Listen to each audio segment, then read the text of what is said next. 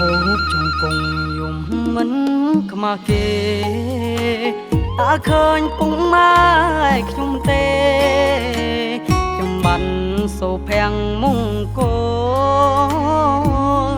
កុំសរងជាកូនកុំព្រាទៅគុល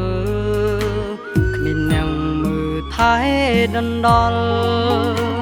មិនស្គាល់ឡើយព្រៀមកង់ក្ដៅខ្ញុំទៅសាលាទាំងគ្មានប្រលឹងប្រជាងគួរក្បាលខ្ញុំហឹងមិនដឹងមិនលឺគ្រូហៅ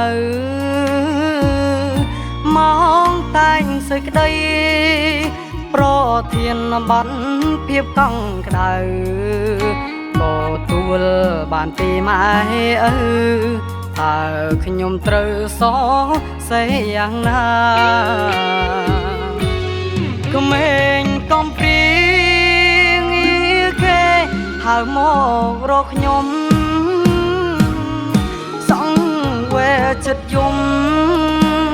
ឃើញគេជួបជុំគ្រូសាពុងម៉ែឆ្លុះគ្នាទាំងខ្ញុំនឹងឯកាអនាគតខ្ញុំយ៉ាងណាធ្លាប់កិនពីខ្ញុំដែរទេចង់ឃើញគ្រួសារយើងជួបជុំគ្នាទងជីវភាពមិនធូរធាមានឡានផ្ទះធំដូចគេកូនចង់ហូបបាយជុំ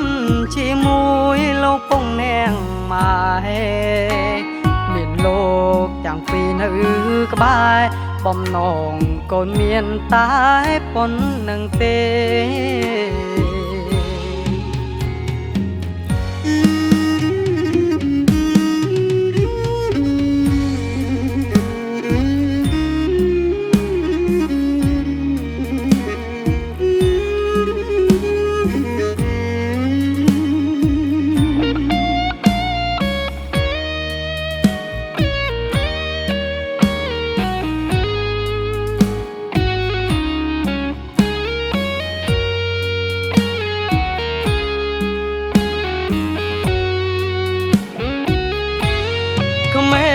កំព្រៀ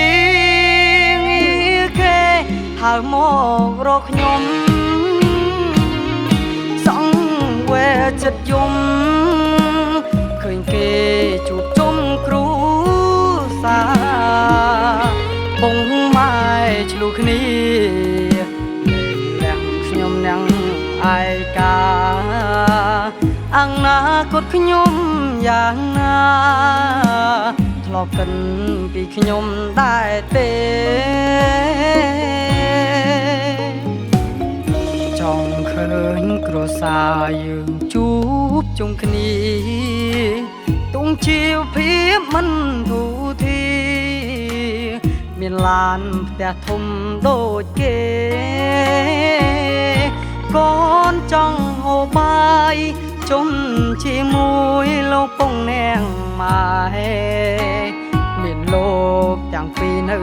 ក្បែរបំណងកូនមានតែប៉ុណ្្នឹងទេ